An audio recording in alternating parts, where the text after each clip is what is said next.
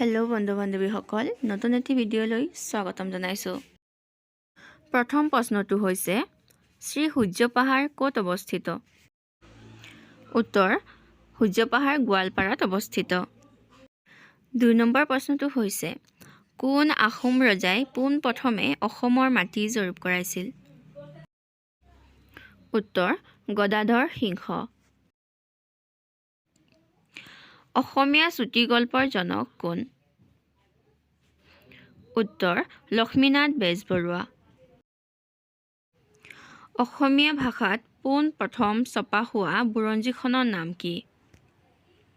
উত্তৰ ৰাধানাথ বৰবৰা আৰু কাশীনাথ তামুলী ফুকন ৰচিত অসম বুৰঞ্জী। অসমত জুইশলা কাৰখানা ক'ত আছে? উত্তৰ ধুবুৰী জিলাত।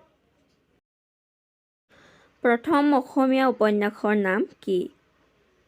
উত্তৰ ভানুমতী। জ্ঞানপীঠ বঁটা পোৱা প্ৰথম অসমীয়া উপন্যাসখনৰ নাম কি? উত্তৰ মৃত্যুঞ্জয়। জ্ঞানপীঠ বঁটা বিজয়ী প্ৰথম অসমীয়া জনৰ নাম কি? উত্তৰ বীৰেন্দ্ৰ কুমাৰ ভট্টাচাৰ্য। কামাখ্যা মন্দিৰ কোন পাহাৰত অৱস্থিত? উত্তৰ নীলাচল পাহাৰত অৱস্থিত। অসমত মুছলমানসকলৰ পবিত্ৰ তীৰ্থস্থান কোনখন? উত্তৰ পুৱা মক্কা।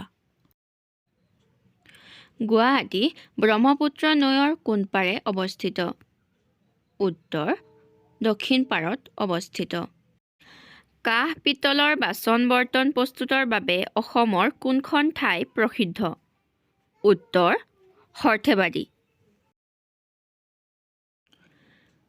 কোন চনত অসমীয়া ভাষাটোৱে ৰাজ্যিক ভাষা ৰূপে স্বীকৃতি পাইছিল? উত্তৰ 1961 চনত। মহাত্মা গান্ধী অসমলৈ কেতিয়া আহিছিল? উত্তৰ 1921 চনত। আহোম সাম্ৰাজ্যৰ প্ৰতিষ্ঠাপক কোন আছিল? উত্তৰ চুকাফা। আজিলৈ ইমানেই। এতিয়ালৈকে যদি চেনেলটো ছাবস্ক্ৰাইব কৰা নাই তেনেহ'লে ছাবস্ক্ৰাইব কৰি থ'ব।